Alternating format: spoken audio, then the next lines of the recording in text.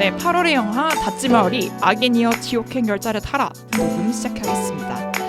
제 옆에는 오늘 녹음에 참여해 주실 두 분 모셨어요. 먼저 하경님, 안녕하세요. 안녕하세요. 그리고 다른 한 분, 우리 사이에 굳이 동성명은 필요 없을 것 같은데 임원희 씨 모셨습니다. 안녕하세요. 거짓말. 원흥님 모셨습니다. 아니 목소리가 너무 비슷해가지고 제가 부탁드렸어요. 이거 꼭 해달라고. 근데 정말 똑같이 해주셔가지고 아마 여러분들도 임원희가 오셨나라고 생각하셨을 것 같은데, 네, 유쾌하게 시작해봤습니다. 오늘 이번 달에 다룰 영화는 코미디 영화예요. 코미디 영화 어떤 거 좋아하는지 멤버들한테 물어봤는데 제가 굉장히 수줍게 얘기를 했죠. 저는 닫지마을이 같은 정통 B무비를 좋아한다라고 했더니 옆에 계신 임원희님이 나도 좋아한다라고 얘기를 해주셔가지고 용기를 얻어서 가져와 봤습니다. 네, 코미디 장르에 대해서 멤버들의 선호도를 먼저 얘기를 해봤는데 여기 계신 분들이 어떤 영화를 좋아하시고 코미디 영화 좀 좋아하시는지도 궁금하네요. 하경님은 어떠세요? 저는 이번 닫지마을 영화 되게 잘 봤고요. 네네. 그런 대놓고 좀 B 감성인데 서사도 있고 반전도 있는 그런 영화를 좀 좋아하는 것 같아요. 그래서 예전에 인도 영화 세월간이 되게 좋아했었고요. 네. 그리고 미국 영화 중에 행오버 1, 2, 3 시리즈 되게 좋아했었어요. 그것도 다들 서사가 있고 그 와중에 중간중간 말장난도 있고 그런 식의 가벼운 영화에서 좋아했던 것 같아요. 가벼운데 마냥 가볍지만은 않은 뭔가 메시지가 있는. 세월간은 되게 희망찬 영화잖아요. 어떻게 보면. 희망찬데 또 그 속에 인도 교육 정책을 또 비판하는 그런 맞아요. 메시지도 있는 맞아요. 영화잖아요. 저는 뭔가 여담인데 세월간이 장면 중에 그 혹시 교수님 제 이름 아시나요? 내가 자네 이름 어떻게 알아? 종이를 다 엎어버리는 그 장면 진짜 좋아하거든요. 꿀팁. 통쾌한. 네, 대학생활 꿀팁.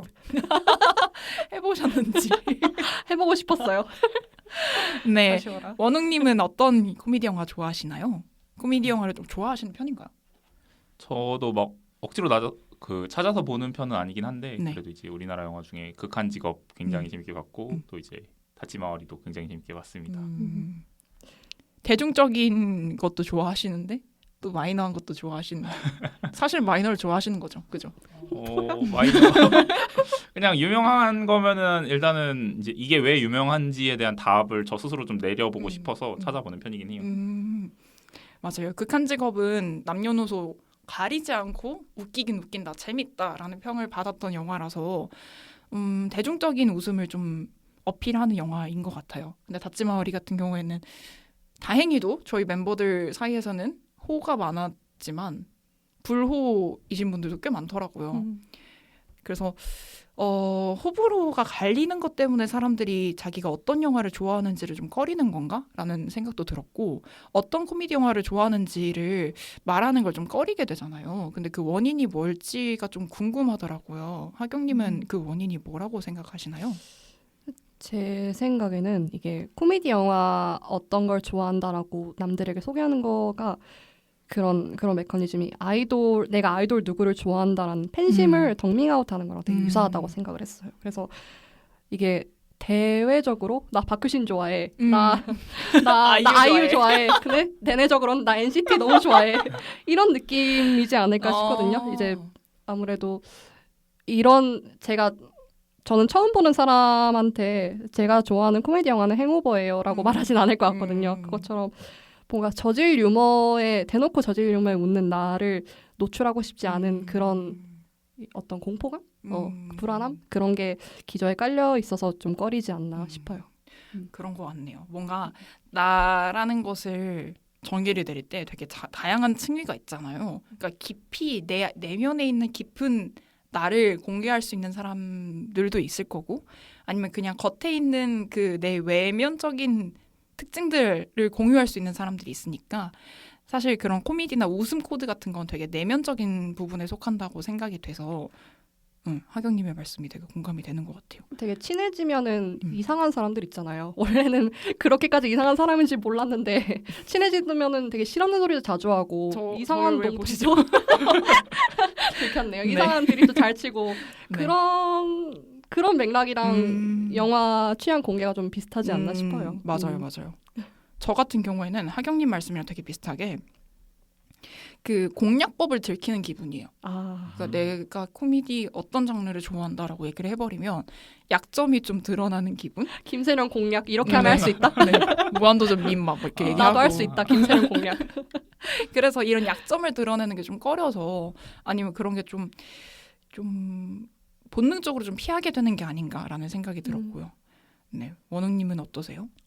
문제 그 질문이 뭐였죠? 아 너무 뭐야 돌아온 느낌인데. 코미디 영화를 어떤 장르를 좋아하는지에 대해서 꺼리는 이유? 말하는 걸 꺼리는 이유? 예, 꺼리는 이유. 네, 아까 말씀하신 것처럼 이제 웃음 코드라는 게 사람마다 너무 다르고, 그래서 그리고 이 웃음이라는 게 이게 되게 어떤 사람이 볼 때 되게 천박하다라고도 생각을 하잖아요. 맞아요. 그래서 이제 중세 유럽 사회 같은 경우는 그런 기독교의 엄숙주의 이런 영향 때문에 이렇게 소리를 크게 내면서 웃는 거를 굉장히 경박한 행위로 여겼다고 해요. 그래서 잘 웃지 않는 사회가 됐었다라는 얘기도 하고 그러다 보니까 이제 나는 이런 거 보면서 웃어라고 말하는데 그 이런 거가 이제 좀 그 사실 저급한 소재, 그러니까 이제 예를 들어서 뭐 똥이라든가 뭐 그런 오줌 방귀 이런 초등학생들이 그걸 들으면 웃는 코드들이 있잖아요. 좋아한다. 좋아한다. 네, 세령님도 좋아하시는 이런 천박한가요? 생각하는 사람 그렇게 생각하는 사람이 있을 수도 있는 거죠. 그러니까 이제 네. 누가 이제 너는 무슨 얘기 들었을 때 웃어라고 했는데 그렇게 이제 내가 실제로 그걸 듣고 웃어도 그거를 이렇게 쉽게 밝히기가 어려운 거죠. 그래서 그쵸. 이제 보통 나는 그런 웃으려고 하는 건 잘 안 찾아봐라는 식으로 이제 피하거나 아니면 말을 해도 이제 나는 블랙 코미디 같은 게 웃겨 이런 식으로 해서 이제 돌려서. 스스로가 또 블랙 코미디 같은 경우는 사회 문제를 풍자하는 경우가 많으니까 좀 그런 거에 대해서 의식이 있다라는 걸 은연중에 어필할 수 있는 식으로 이제 숨기게 되는 거죠. 약간 언급하시면서 계급 이야기를 좀 해주셨는데 중세 시대에는 그 귀족을 비판하고 좀 풍자하는 전문적인 어떤 광대가 있었잖아요. 네네.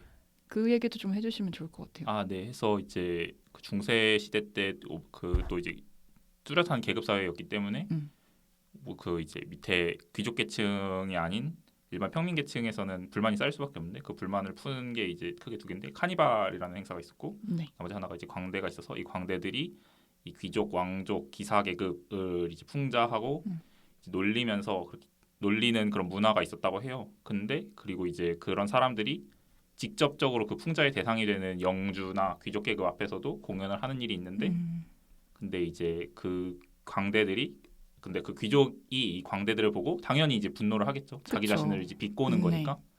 근데 그렇다고 해서 이 귀족이 광대를 데리고 뭐 이제 처형을 한다든가 어떤 처벌을 내린다거나 하는 굉장히 그 사회에서 속 좁은 사람으로 여겨졌다고 해요. 그래가지고 이제 그런 사람을 직접 자기가 처벌할 수 없으니까 다른 영주한테 전쟁을 하면서 그 전쟁을 선전포고를 하는 사자로 이렇게 보낸다든가. 그럼 어차피 죽는 거잖아요. 그러니까 이제 자기 손으로 죽이질 못하니까 돌려서. 이제 나는 사자로 보냈을 뿐인데 상대 영주가 죽였을 뿐이다. 이제 그런 식으로 이제 자기 화풀이를 하던가 아니면 뭐 그런 건덕지도 없으면은 이제 그냥 안에서 속을 사기는 채로 이제 넘어가던가 아니면 사고를 가장해서 뭐 죽이는 걸 수도 있었겠지만 보통 어쨌든 그 자리에서만큼은 이 사람들을 처벌하면 안 되는 나름의 불문율이 있었다고 해요. 나름의 매너였을까요? 그렇죠. 뭐 매너 대회용 매너. 예. 대외용 매너. 그렇군요. 듣다 보니까 생각난 건데 이제 우리나라도 조선 후기 때 봉산탈춤이라든지 여러 가지 양반들의 권위를 비꼬는 광대들의 그런 놀이들이 이제 네. 있었잖아요. 네. 그거랑 이제 연결해서 봤을 때 우리가 웃음 코드 공개나 어떤 뭐 코미디 영화 선호를 좀 꺼리는 이유가 어떻게 보면 사회 질서에 반하는 유머에 웃는 나를 들키기 싫어서라고도 생각이 들거든요. 왜냐면 특히나 이제 동양권 같은 경우는 훨씬 더 집단 속의 나를 중시하고 그 집단은 어떤 사회 질서로 좀 구성되어 있는 튼튼한 조직이었기 때문에 맞아요. 그거를 부정하고 그거를 좀 비꼬는 유머에 웃는다는 건 나도 어떻게 보면 그 남들이 보는 나의 그런 평판에 또 어떤 영향이 있을 수가 있잖아요. 맞아요. 그래서 그런 이유 때문에 그런 정체성이 우리에게 계속 전승되어 온 게 아닌가 싶어요. 되게 저도 비슷한 생각이 들었는데 우리나라 문화가 집단주의가 되게 강하잖아요. 그래서 같은 생각과 같은 이념을 가지고 있는 사람들끼리 더 잘 뭉치고 더 친화적이라고 생각을 해요. 그래서 지역주의나 뭔가 학벌, 뭐 학연, 지연, 혈연 이런 게 되게 강조되는 문화라고 생각이 되는데 그 안에서 공유가 되는 개그 코드들이 있잖아요. 근데 그런 개그 코드들에 반해서 또 다른 걸 좋아한다라고 얘기를 하면 그 무리에서 뭔가 벗어나는 게 있어서 맞아. 그런 집단에서 탈피된다, 집단에서 탈락한다라는 게 뭔가 불안함을 주기 때문에 그래서 소신 있게 내가 이런 코미디 좋아한다라고 말을 잘 못하는 것 같기도 해요. 그리고 음. 그냥 웃음 코드가 다른 거 그냥 사람이 타고나는 거니까 어쩔 수 없는 건데도 그렇죠. 우리가 똑같은 영화를 영화관에 가서 보는데 남들 다 웃는데 난 이게 뭐가 웃긴지 모르겠고 남들은 그냥 조용히 보고 있는데 갑자기 저 혼자 빵 터질 때가 있잖아요. 근데 그게 이제 괜히 뭔가 민망하고 그러니까 그쵸. 똑같이 웃는 건데 저 사람들이 안 웃을 때 난 웃은 거고 저 사람들이 웃을 때 난 안 웃은 거 그냥 그 차이밖에 없는데 저 사람들이 웃을 때 내가 안 웃은 건 그렇다 쳐도 저 사람 안 웃을 때 내가 웃은 게 괜히 그 사람들의 감상을 방해한 느낌이고 괜히 민망하고 내가 좀 다른 사람들을 불편하게 만든 것 같고 이런 생각이 들잖아요. 그런 것 때문에 해서 웃음 코드가 사람들의 웃음 코드가 각자 다 다른 건 당연한 건데 맞아요. 근데 이제 난 너랑 다른 웃음 코드를 가지고 있어라는 거를 밝히는 게 그래서 좀 꺼려지는 것 같아요. 제 친구가 미국에서 그 뮤지컬을 보러 갔던 적이 있었는데 네. 당연히 언어적인 장벽도 있었겠죠. 그런데 그런 캐츠였는지 어떤 되게 유명한 뮤지컬이었어요. 사람들이 웃는데 본인이 잘 못 따라가겠대요. 그래서 초반에는 벙쪄 있다가 다음 이제 회차가 지속이 될수록 사람들이 웃을 때 같이 웃었대요. 그리고 이게 뭐가 적응을 웃긴지 해버렸네요. 모르겠는데, 뭐가 웃긴지 각자 모르겠는데, 웃음 발사해버렸네요. 아이고. 그래서 되게 생각났어요. 근데 한국 사람답다. 그거는 근데 또 그 원래 웃음이 되게 전염되기 쉽다고 하잖아요. 그래가지고 이제 예능 프로 같은 것도 웃긴 맞아요. 장면 하면은 이제 배경음악으로 이제 와하하 하는 웃음 소리를 이렇게 넣어주는 식으로 해서 그런 것도 좀 영향이 있지 않았을까 싶기도 하고 그렇죠. 그리고 이제 이제 그걸 감상하는 경우는 좀 별개긴 한데 이제 우리 사회생활할 때 부장님 개그라고 하잖아요. 맞죠. 그래서 이제 저보다 상사의 위치에 있는 사람이 이제 그런 유머를 하면은 이제 와하하하 부장님 정말 재밌으세요라고 이제 맞장구를 쳐야 하는 그런 것도 어느 정도 있긴 하겠죠. 그러니까 상황에 괴롭네요. 따라서. 괴로워. PTSD가 오네요, 갑자기. 그러면 일단 PTSD 오니까 살짝 비껴 나가서 그럼 이제 좀 우리 용기를 내보자고요. 좀 어떤 코미디를 좋아하는지 꺼려왔던 멤버들일 텐데 여러분들이 좋아하는 코미디 장르와 코미디언을 이야기해 주세요. 그래서 저는 이제 특정 코미디언에 대해서 뭔가 좋아한다기보다는 네.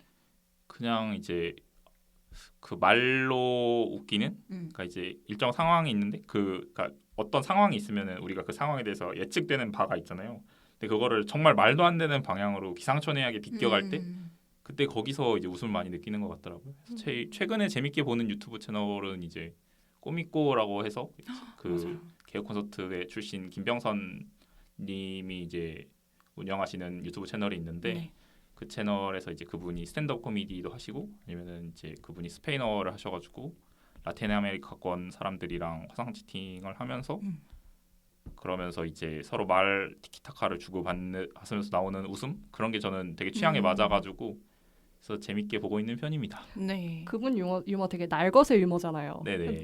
되게 재밌더라고요. 맞아요. 신선해가지고. 되게 저돌적이에요. 그러니까 방송에서는 검열될 것 같은 유머들을 개인 그 유튜브 채널이니까 이렇게 검열 없이 쭉쭉쭉쭉 나가는 게 되게 좋더라고요. 네. 저는. 그리고 이제 우리나라 문화권에서는 성적인 것을 가지고 이제 유머로 승화시킨다는 게 그게 어떤 사람들에게 되게 불편하거나 좀 금기시되는 영역이죠. 그렇죠. 쉽지 않죠. 특히 방송에서는 외설적이죠. 거의 금기에 가깝고 근데 이제 그런 문화권에서 이제 계속 자라다가 그런 금기를 아무렇지 않게 넘어버리는 사람을 보게 되니까 거기서 재미를 느끼는 것 같아요. 신선한 것 같아요. 그리고 맞아. 이제 그 유머를 이제 하는 사람도 이제 편하게 하고 받아들이는 사람도 아무렇지 않게 받아들이고 그걸 받아치고 맞아요. 이렇게 하니까 이제 보는 사람 입장에서 편하니까 편하죠. 그게 웃긴 거죠. 그러니까 이게 만약에 그런 드립을 했는데 유머를 했는데 받아들인 사람이 굉장히 불편하게 받아들이면 보는 저희도 불편하고 하는 사람도 당황하고 그럼요. 이러니까 이제 그래서 아마 그 라틴 아메리카권에서는 그런 유머가 보편적이다 보니까 그분이 하는 유머를 잘 받아주고 잘 받아치고 맞아요. 그게 보는 저희 입장에서도 편하고 그랬던 것 같아요. 쿠비코라는 분이 그 스페인어를 하죠. 스페인어로 네. 이제 스탠드업 코미디도 하시고 네. 그래서 그런 문화권을 잘 이해하고 있는 사람으로서 그 뭐 개그를 받아들이는 사람이 또 이제 라틴계다 보니까 그런 티키타카가 되게 잘 맞아서 그런 케미를 보는 재미가 또 있는 것 같아요.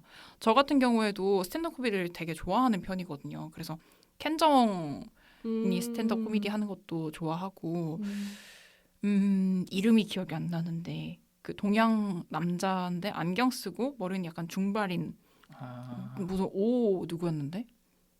아무튼 그분 지미 양 아니에요? 맞아요. 지미 양인가?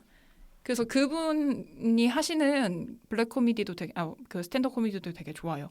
되게 스탠드업 코미디에 주로 이제 오르는 분들이 다 동양권이나 흑인 분들이 좀 많은 편인데 그분들이 이제 스탠드업 코미디를 하는 이유에 대해서 생각해 보니까 사회 비판인 거죠. 인종차별에 대해서도 얘기를 하고 근데 그걸 이제 인종차별은 잘못됐습니다. 뭐 철폐해야 됩니다. 없어져야 됩니다라고 얘기를 하는 것보다는 코미디로 재밌게 승화를 하는 게 좀 더 뭔가 와닿고 어필이 된다라고 생각이 되더라고요. 그래서 스탠드업 코미디도 되게 좋아하는 편인데 최근에 코미코가 스탠드업 코미디 메타 코미디 클럽인가? 한국에도 스탠드업 코미디가 코미디. 이제 조금씩 생기기 시작하더라고요. 그래서 그 피식대학 그 소속 크루들이랑 몇 명 더 모아가지고 오프라인에서도 스탠드업 코미디를 진행하고 있대요. 그래서 기회가 된다면 한번 가보고 싶긴 하더라고요.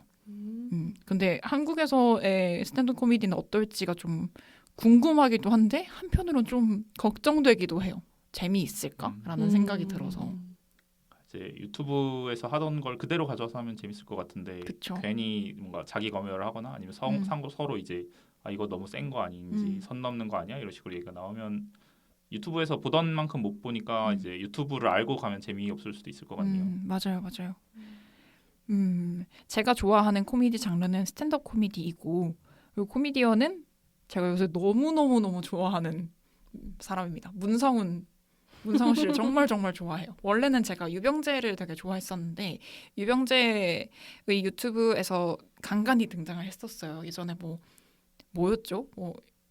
다독다독 문화클럽 이런 거나 그 뭐였지? 그 아무거나 다 줄여 말하기? 맞아요. 저 그런 그거 거 영상 봤었던 것 무슨 같은데. 제목 짓기 아니면 막 두근두근 입법부 해가지고 입으로 법을 만드는 부서 이렇게 해가지고 반오이 오이 표기제 이런 거 하자 이런 식으로 개그를 하는 그런 컨텐츠였는데 거기서 문상훈 씨를 처음 알게 되고 그 다음 이제 빠더너스라는 유튜브 채널을 보게 됐는데 그 빠더너스가 되게 다양한 채널로 다양한 그 캐릭터를 보여주더라고요. 문상훈 씨의 문상 기자 그리고 문 선생님 그 지리교육 선생님 그리고 감성군인 후니스 이렇게 해가지고 여러 가지 페르소나를 가지고 웃기는데 그 캐릭터에 정말 몰입을 정말 잘하세요. 연기도 정말 잘하시고 사람들을 화나게 하는 부분들 있잖아요. 되게 불편한 부분들을 건드려서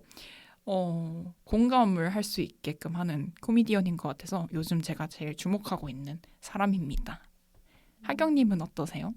저는 예전부터 생각을 해봤는데 저는 좀 살살 돌려가는 말장난을 잘하는 코미디언을 좋아하는 것 같아요. 그래서 옛날에 코난 오브라이언 되게 좋아했었고요. 코난 좋죠, 쇼 좋죠. 진행하는 방식을 되게 좋아했었고 뭔가 말장난을 게스트를 모셔놓고 하긴 하는데 이제 수위를 지키면서 어느 정도 이렇게 살살 긁는 그런 거를 되게 아슬아슬한 그걸 되게 좋아하는 것 같더라고요. 그리고 옛날에 저희 그때가 언제죠?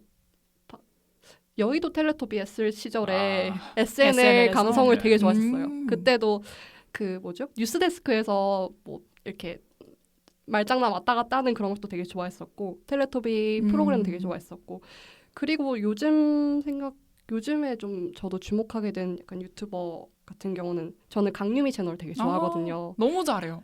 최근에 그 뭐죠? 일본 메이드 카페 자주 가는 아저씨 손님 이거를 한 거예요. 너무 웃겨. 그런 어. 개그 있잖아요. 막 성대모사 같은 거 구체적일수록 웃긴 거 알죠? 너무 그쵸. 잘해요. 너무 잘하고 진짜 그거 말고도 제가 좋아하는 게 감성 브이로그 따라하는 그게 있거든요. 그것도 있고 천재 같아요. 진짜 천재 같고 맞아요. 그 어떤 캐릭터에 거의 빙의하다시피 해서 상황 연기를 하는 그런 모습이 되게 존경스럽기까지 맞아요. 하더라고요. 너무 재밌고. 코미디언의 필수 조건인 것 같아요. 관찰력.